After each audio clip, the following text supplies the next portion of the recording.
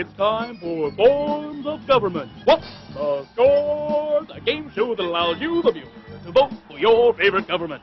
Here to govern the game, our very own Raja, the czar of choices, our premier press, Burgess Chancellor.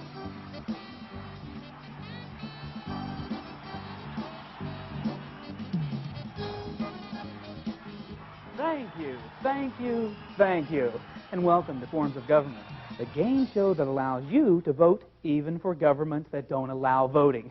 Today we will have 5 contestants, each vying for the ultimate prize, power. Remember, to qualify to play, each contestant has to be a bona fide form of government, past or present. A government is any process, group, or person who makes the rules for any country, state, or nation. Rules about justice, war, and security, taxes in the economy, and personal freedoms. As you know, the many forms of world government are divided into 2 main categories on our wheels of dominion, ruled by many and ruled by few. On the ruled by many wheel, we have forms of government where the power comes from the people. They vote on elected representatives to make the rules about taxes, war, justice, and personal freedom. And on the ruled by few wheel, we have governments where power is concentrated in one person, group, or political party over the people. First, we'll spin the wheel ruled by few. And our first contestant for today's game show is going to be absolute monarchy. That's right.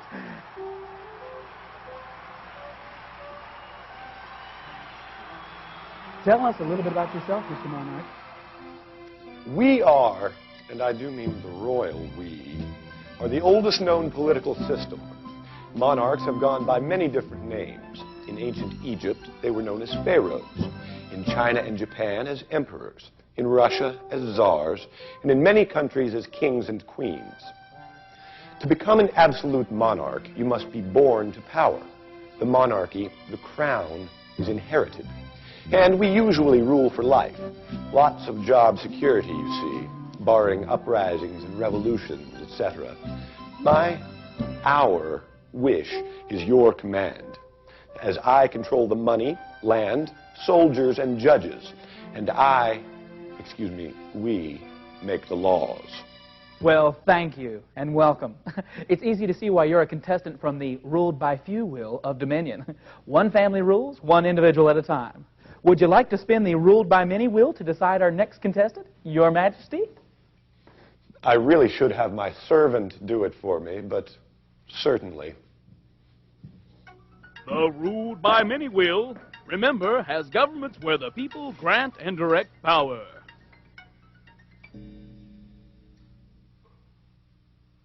Okay, our next contestant is representative democracy. Come on down.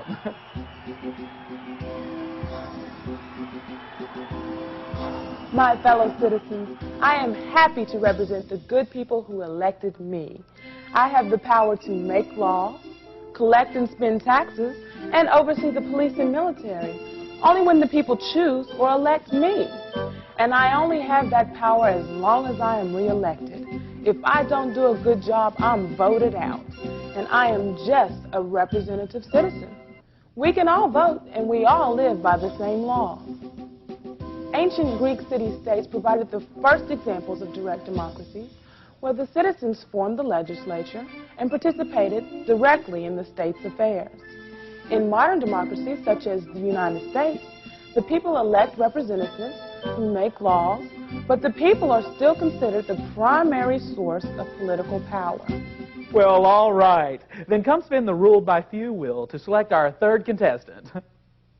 Well, I am just spinning the wheel as a representative of all the citizens of my great nation. Remember, the ruled by few wheel has governments ruled by one person, political party, or group. And the next contestant is communism. Greetings, comrades. From each according to abilities, to each according to need. That's our motto. Though the idea of communal property is old, communism, as we know it today, is a 20th century form of government. The most famous example of communism would be the Soviet Union. But China, North Korea, Vietnam, Cuba, and many countries in Eastern Europe have also had communist governments at one time or another. Most communists came to power through revolution, but some democracies did too. I guess our distinguishing characteristic is that all means of production, from farms to factories, are owned by everyone. However, they are managed by the government, a government ruled by one political party, the Communists. You can vote for us, or you cannot vote at all. Party on. Well, thank you, comrade. So step over here and spin the ruled by many wheel to determine our next contestant. Well, we should all spin, but...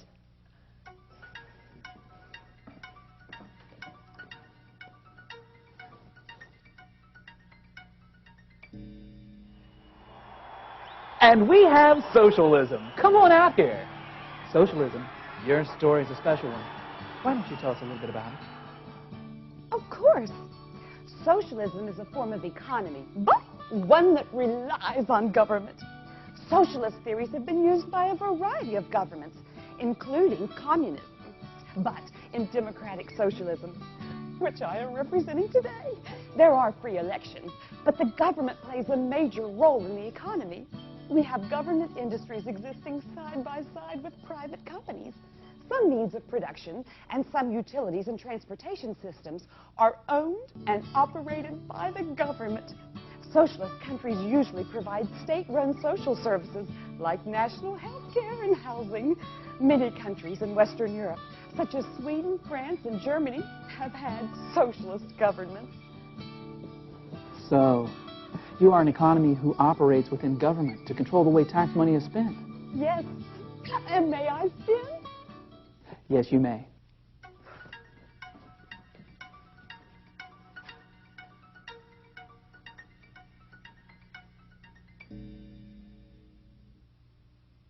And from the ruled by few wheel, we have fascism. How do you do? All hail our glorious ruler. All in a fascist state will use all his worldly goods for the good of the state. And we have worldly goods. People can own property and businesses, but they allow the wise leader to direct their efforts for the good of the state. In fascism, one political party controls the government, business, and military. We have been known to seize power by military means. The best known examples would be Italy under Benito Mussolini and Germany under Adolf Hitler. At times, Spain, Portugal, Romania, and Hungary have had governments that many people would consider to be fascist. We tend to be very patriotic, give all our power to our leader, and sacrifice much for unity. Want to fight about it? No. But we do want to play the game, forms of government. Now, you've met today's players, so let's begin with the rules. What about me? Excuse me? I am anarchy, an ancient theory harking back to a golden age of freedom.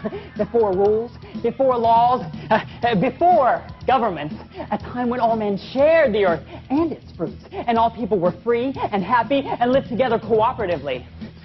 More recently, some anarchists have come to believe in the violent overthrow of governments to restore the order of equality among people without laws. You mean lawless. Law-free, if you don't mind. However, in order to be a contestant on this show, you have to be chosen by the spin of the wheel. Why? Those are the rules. Why? Who needs rules? Why can't anybody who wants to just join in? Judges? Political scientists? I want to play. Okay, I see. Our distinguished panel of political scientists, people who study government, say you can play, since, though you represent the absence of government, you do represent a theory about government. So That's more like it. See how well we can all get along without following rules? Well, I'm afraid you are going to have to play the game by the rules. Rules? Why do we need rules? I don't need this. I don't need this or your stinking rules. Well, this might be a good time to explain rules. In the game, there are 5 contestants, each vying to be your favorite. Each contestant will be asked 5 questions about their forms of government. Answers will be graded by you, the audience, according to your preference. On a scale of 1 to 5. Please vote 1 being a system definitely you wouldn't like to live with. 2, a system you probably wouldn't like. 3, a system that seems neither likable nor unlikable. 4, a system you might like. And last but not least, number 5, a government you could definitely like living with. Think of yourself as a potential citizen of each government and vote. Mark your scorecard, and remember, you can use any score you want for each response. For example, if you strongly dislike 3 of the forms of government in a certain category, you can give all of them 1s. Okay, let's begin. Our categories today are power, law and order, liberty, personal freedom, social contract, and picks and nicks. Our first category is power. Absolute monarchy. In your system, who has power and how do they get it? The power in an absolute monarchy rests entirely with the king or queen, czar, czarina, or crowned head. You become king or queen by being born, a child of a monarch, or at least a relative. Power changes hands when the king or queen dies or retires, and his or her heir is crowned. Now please, don't confuse me with my cousin on the ruled by many wheel of dominion, constitutional monarchy. In Great Britain or Norway, the monarch now has little or no real power and serves a purely ceremonial function. There, an elected government makes and enforces laws, provides for security, etc. I, or rather we, the absolute monarch, reigns supreme, making laws, collecting taxes, declaring wars. I'm sorry, Your Highness. Your time's up. But thank you very much. Representative democracy. You're next. In your system, who has power and how do they get it? The power in a representative democracy rests in each citizen, each voter. Every voter has the right to choose a representative to make the decisions about taxes, war, laws, and justice. These representatives are just citizens like everybody else, but chosen by the voters in regularly scheduled elections. And these representatives change when the voters don't feel fairly represented anymore. Now, don't confuse me with my granddaddy, pure democracy, where every citizen voted directly on every issue. Nowadays, that's not so convenient or practical. Now, each community, state, or neighborhood elects representatives to a Congress or a council or a parliament, which is supposed to represent the majority of us. So though each voter has power, the real power rests in the majority, what most of us want, whoever most of us elect. Well, you use the majority of your time. Turning to you, Comrade Communism, in your system, who has the power and how'd they get it? Thank you, Comrade. In communist countries, the Communist Party controls all of the processes of government. Lawmaking, courts, police, the military. There is no other political party, so the choice is very easy for the voters when the party chooses to have elections. The Communist Party decides who will be in control of all the positions of power. So if you want power, you must be a member of the party. It's really much easier than trying to select between many parties. Well, thank you, Comrade. Socialism. How do you get your power in your system, and who has the power? Socialism, or social democracies, operate just like representative democracies. Power rests with voters who elect representatives to make governmental decisions about taxes, laws, and security. We often have many political parties, including communists. Because socialist countries often own utilities, transportation, and/or means of production, the government actually can own factories. Representatives are often elected from labor unions. Thank you, socialism. Fascism, it's your turn. Who has the power? How'd they get it? We fascists, like communists, permit no other political party to exist in our countries. But unlike communists, We tend to place all the power not in the party, but in one man, our leader, a dictator. This one man is usually a military leader, being as we like military strength, and use it to help others to see the wisdom of fascism. All hail our glorious leader. Well, that's it for the first round. Now you know where government power to make and enforce laws, raise and spend taxes, resides in the 5. Hey, what about me? Oh, sorry. Yeah, you. Let me tell you about power. I think governments, all governments, have too much power. If people are left without power, without laws, they will live together in harmony and peace and happiness, and everyone will be okay. It's so simple. Well, I guess that it's time to mark your scorecard. What kind of a system appeals to you? Well, to review, in absolute monarchy, all power to make and enforce laws, raise and spend taxes resides within a king or a queen. In representative democracy, or a democratic socialist government, it rests with voters. In communism, all power is concentrated in one party. In a fascist government, power also rests with one party, with emphasis on one dictator.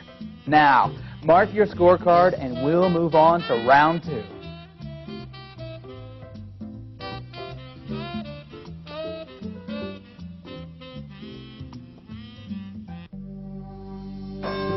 Welcome back to round 2, Law and Order. Tell us about it, absolute monarchy. How are your laws made? And what happens when laws are broken? It's so easy. I make the laws, and I may or may not be subject to my own laws. My nobles, my soldiers, and my appointed judges carry out my laws and enforce justice on my subjects. Well, all righty then. Representative democracy? How are your laws made, and what happens when they're broken? Laws are made by our legislatures. Legislatures are made up of people elected by the voters. All laws apply to all citizens equally in our system, including me. Police, who are paid by the people's taxes, enforce the laws. Judges, who are elected or appointed by elected officials, preside over courts to dispense justice to lawbreakers. Those who break the law are entitled to a trial by a jury of their peers. Okay, thank you. Comrade Communism, how are your laws made and enforced in your system? That's a scary question for communism. Our laws are also made by elected legislatures, but only one party is represented there. Most of our laws are presented to these legislators by party leaders. We use party-regulated police to enforce laws, and judges are also appointed by the party. And unlike wasteful prison systems, we sometimes use forced labor camps. Thank you very much. Socialism, how are your laws made, and what happens when the laws are broken? Well, like representative democracy, most socialist democracies use elected officials to make laws and to dispense justice. The police are paid with tax dollars, and all laws apply to all citizens. All right, thanks. That girl's a go-getter. Fascism, your turn. Describe how laws are made in your system and how justice is dispensed. The fascist party, like the Communist Party, fills all the positions of police, judges, and lawmakers. Our dictator can advise party members what laws to declare and enforce. Traditionally, fascists tend to enforce one set of laws and privileges for one group and another set for other groups. We take pride in our strict law enforcement and our orderly society. Well, there you have it. 5 systems of law to vote on. Please mark your ballot using a scale of 1 to 5. 1 being a system you wouldn't like to live by, and 5, a system you would like. Music, please.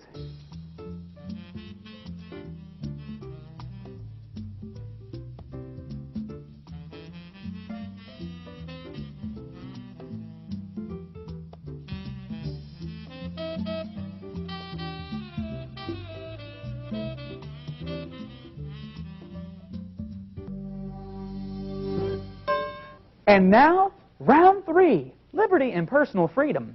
How much personal freedom does a citizen enjoy in your system, Your Highness? How much freedom? As much as we say.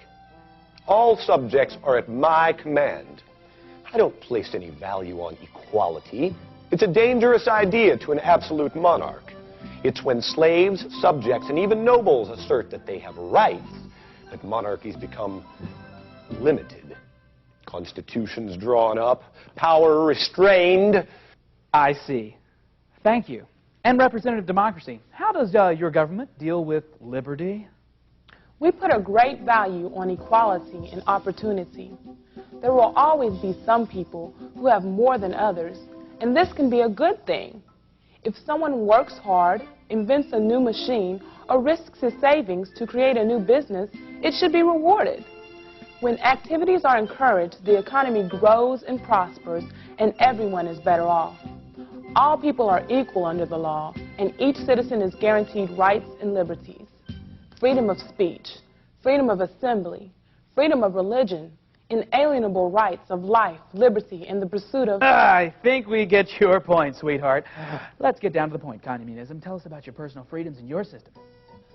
In our system, all people are equal. Without the class system, people are equal.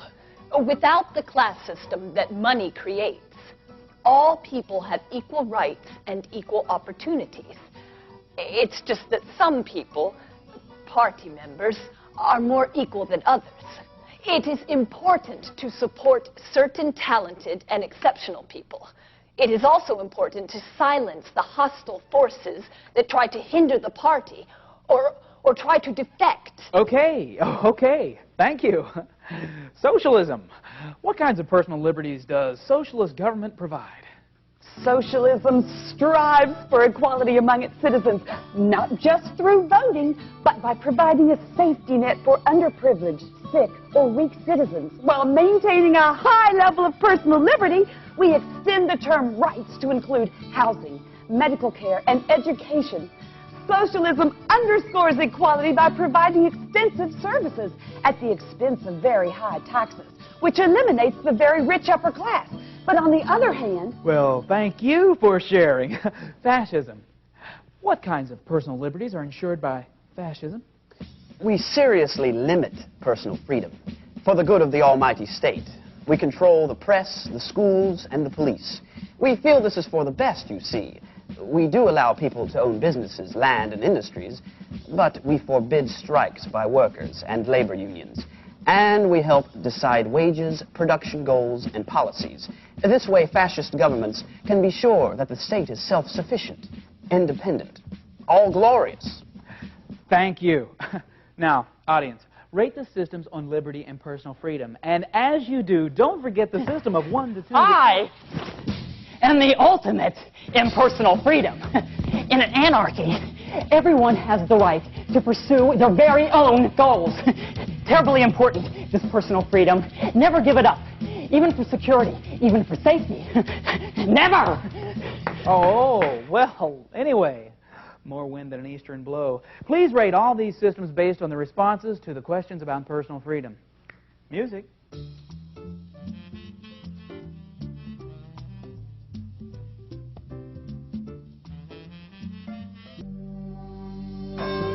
And now, round 4, the social contract. This is interesting. Please describe the contract and listen carefully, or the agreement that your government has with its citizens. What do the citizens do for you? What do you as government provide to the people? Absolute monarchy? Why don't we just begin with you? I am not a party to any such contract. I do not agree to reign. I am born to rule.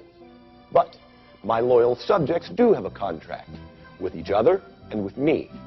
I, as head of the state, provide the things governments provide: laws, border and internal security. But I also supply stability in the efficiency of my rule, and in the change of rules, no messy elections. And I provide a symbol of unity. I also provide swift and final decisions. No endless bickering assemblies and legislatures. Thank you. And representative democracy, what contract do you have with your citizens? We are a government by the people and for the people, and this requires participation. What this government provides is actually provided by the governed. For instance, taxes are provided by the people, and the people elect legislators to decide how to spend the taxes. Voters decide who those legislators will be. This system requires all to make the system work for all. Okay. And communism. What do you provide your citizens, and what do they provide you? From each according to ability, to each according to need. Communism will provide everything you need: housing, education, opportunity, if you provide to the state everything you can, all your talent, time, and energy. If the citizen can put everything they have into the state, then the state can provide everything the citizen might need. This contract demands a total commitment on both parts. Thank you. Socialism?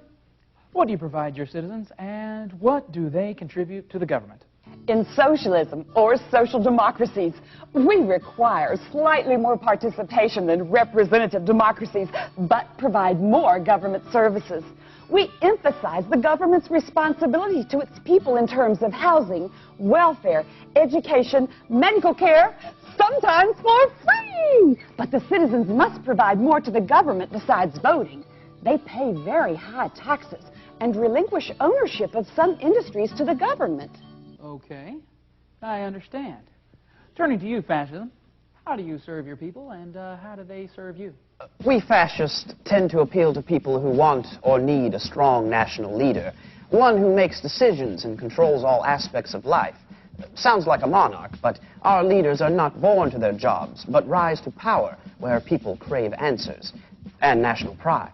In return for the cooperation of the people, fascists promise leadership and central economic control of private enterprise. You can see how our leaders appeal to people's desire for order, authority, leadership, and pride. So, wait. Anarchy, you around? Yeah? And what's the question? And do I have to answer?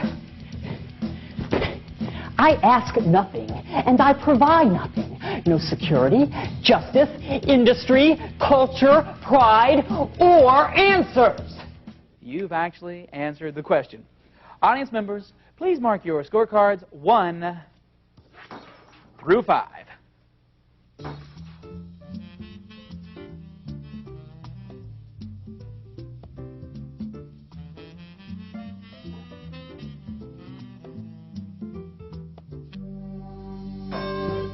And now, the final round. We call it Picks and Nicks. In other words, one good reason to pick your form of government and one candid reason to nix or reject your government. Let's begin with Your Royal Highness. Well, let me think.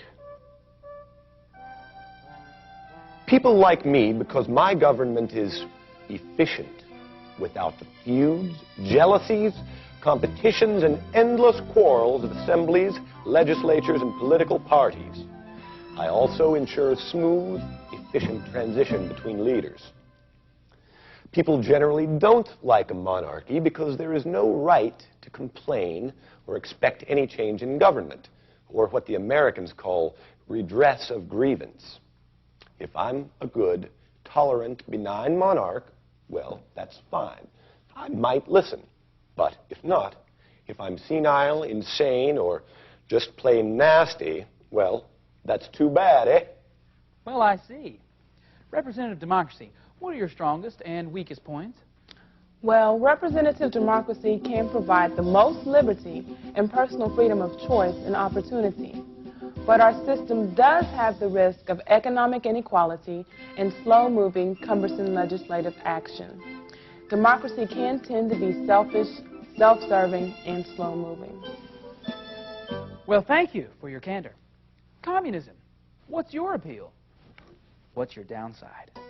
Communism appeals to societies where there is drastic inequality of wealth because it promises redistribution of wealth. We can bring a nation from an almost medieval society and economy into a modern society by party mandate. But with that speed comes loss of personal initiative. If the state or the collective of all people own everything except personal effects, then there is no incentive to do well. There is no promise of a better life through harder work. Thank you, comrade. Socialism. What's the best thing about your system? And what's the worst? Socialism probably provides the greatest measure of security of any system described today. Social democracies provide medical treatment, education, housing, and security to all its citizens. On the other hand, socialism results in reduced opportunities for great wealth. Because of high taxation, one must work harder to achieve less personal income. Okay. Holy cow. I see. Fascism. What's the best thing about your system? And what's the worst? Dictatorship is often what people want. They want the pride and unity which a strong dictator can provide. And to get that pride and unity, they are often willing to accept loss of choice. People must relinquish their rights to choice of party, leader, and lifestyle to achieve this unity. So now you know. And you can mark the final column of your scorecard. Music, please. Please tally your scorecards and consider conditions of each government as they address the functions of government. Talk to your fellow students. Talk to your teacher. Discuss your feelings about the pros and cons of each form of government. Join us next time when we spin from the globe of governments on forms of government. What's the score? Thank you. Oh, thank you, Fascism, for dropping that. Thank you for the face. See you back one of these days. Good to see you again, darling. Good to see you. Watch out if you like them.